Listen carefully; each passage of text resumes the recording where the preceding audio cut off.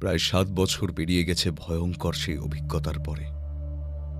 Count Dracula নামের সেই অভিশাপকে ধ্বংস করবার কথা বলছি আমি। স্টাডিতে একাকী বসে বাইরে দৃষ্টি ফেললাম আমি। জানালার ঠিক ওপারে ফুটে আছে টকটকে গোলাপের শাড়ি, যেন নীরবে সাক্ষ্য দিচ্ছে আমার আর মিনার সুখী দাম্পত্য জীবনের। তারপরও কেন যেন মন থেকে দূর করতে পারি না ড্রাকুলার অশুভ স্মৃতি। সত্যি বলতে কি, ড্রাকুলার ভয়াবহ ঘটনার পর পুরোপুরি স্বাভাবিক হতে পারিনি আমি কখনো। ভয়ঙ্কর ওই দানব যে সত্যি ধ্বংস করে গেছে তা নাকি আজও পুরোপুরি মেনে নিতে পারিনি আমি।